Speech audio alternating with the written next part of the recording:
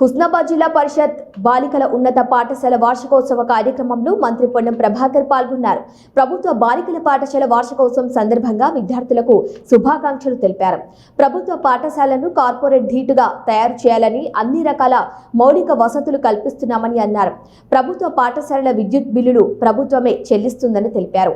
అన్ని పాఠశాలలో విద్యార్థుల సంఖ్యను పెంచండి, మీకు మద్దతుగా నేనున్నానంటూ ఉపాధ్యాయులకు మంత్రి భరోసా కల్పించారు. విద్యార్థుల సంఖ్యను పెంచి పోటీతత్వాన్ని పెంచేలా శ్రమపడాలని కోరారు. రేపు తెలంగాణ భవిష్యత్కి మీరే ఆస్తి, అందరూ బాగా చదువుకోవాలని అన్నారు. తల్లిదండ్రులకు విద్యార్థులు పుట్టిన ఊరుకు మంచి పేరు తేవాలని కోరారు. బాగా చదువుకొని భవిష్యత్తుకి పునాదులు వేయండి అంటూ విద్యార్థులకు శుభాకాంక్షలు తెలిపారు మంత్రి పొన్నం ప్రభాకర్. ఈ కార్యక్రమంలో సిద్దిపేట జిల్లా గ్రంథాలయ చైర్మన్ కేడం లింగమూర్తి, మాజీ municipal chairman Akula Rajitha Venkanna, municipal commissioner Mallikarjun Goud, MEO Manila, పాఠశాల హెచ్ఎం వెంకయ్య, మాజీ ప్రజాప్రతినిధులు, ముఖ్య నేతలు తదితరులు పాల్గొన్నారు.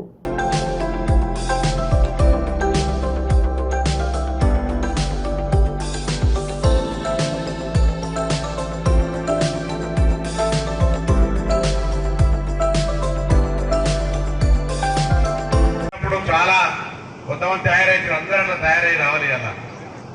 స్కూల్ డే అంటే సంవత్సర కాలం పాటు చదువుకొని మనం పరీక్షలు రాసుకొని వెళ్ళిపోయే సమయం లోపల పై తరగతికి పోయే సందర్భంలో జరుపుకునేటువంటి ఒక కార్యక్రమం.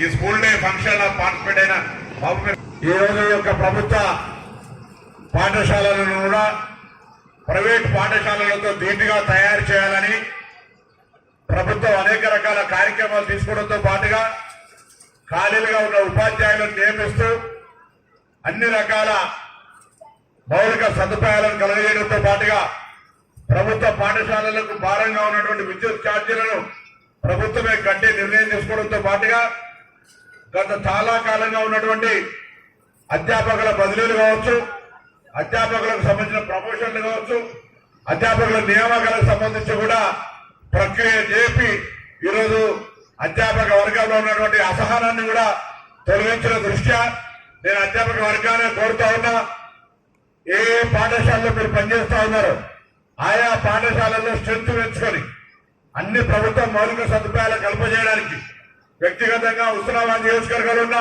ప్రతి పాఠశాలలో మీ పక్షాన మీ సమస్యలు తీర్చడానికి నేను మీతో సహకరిస్తానని మాట మనం చేస్తూ నేరుగా మీ బాధ్యతగా గుర్తించండి. సెలవు కాలం లోపల ప్రతి మీ గ్రామాల్లో కానీ మీ ఏరియాలో ఎక్కడ ప్రభుత్వ పాఠశాల ఉంటే అక్కడ పిల్లల తల్లిదండ్రులు కలిసి ఒక విశ్వాసం కలగజేసి ఆ పిల్లలందరినీ కూడా మీ పాఠశాలకు మార్చుకొని వారికి ఉజ్వలమైన భవిష్యత్తు కలిగే విధంగా విద్యాబోధన అందజేయండి.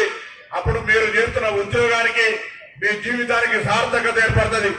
10 మంది ఉపాధ్యాయులు, 30 మంది విద్యార్థులు. ఇది అసహ్యకంగా ఉంటే ఆ అసహ్యకంగా ఉన్నటువంటి పద్ధతి మంచిది కాదు. దాంతో ఇటు అధ్యాపక వర్గానికి కూడా కొంత మచ్చ ఏర్పడుతూ ఉంది. విద్యార్థులకు సంబంధించిన వాళ్ళు కూడా సరైన చదువుకోలేకపోతా ఉన్నారు, సరైన మధ్యాహ్న భోజనాన్ని అందించలేకపోతా ఉన్నాం.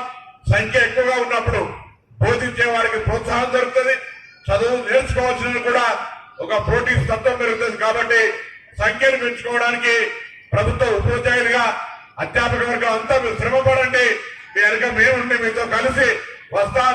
తల్లిదండ్రుల మనసు మార్చుకొని అందరూ కూడా ప్రభుత్వ పాఠశాల చదివిన వాళ్ళమే.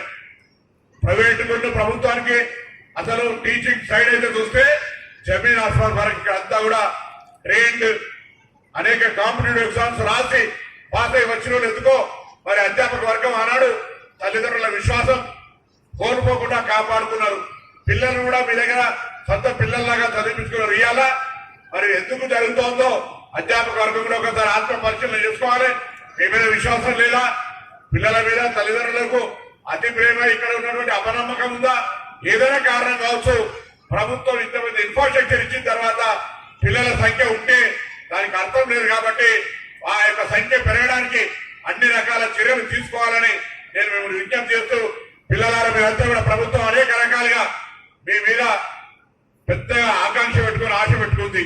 రేపు తెలంగాణకు మీరే భావి తెలంగాణ బిడ్డలు. మీరంతా కూడా ఈ సమయంలో గట్టిగా చదువుకోండి.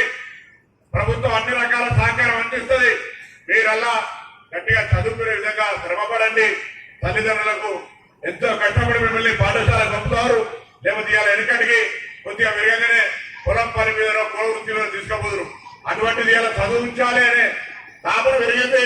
అటువంటి తల్లిదండ్రులకు మీరు కూడా గట్టిగా కష్టపడి చదివి తల్లిదండ్రులకు మీరు కన్నా ఊరికి మీరు పుట్టిన గడ్డకు పేరు తెచ్చే ప్రయత్నం చేయాలని కోరుతూ ఈ పాఠశాల వార్షికోత్సవం సందర్భంగా మీ అందరికీ నా హృదయపూర్వకంగా అభినందనలు, శుభాకాంక్షలు తెలియజేస్తా ఉన్నాను.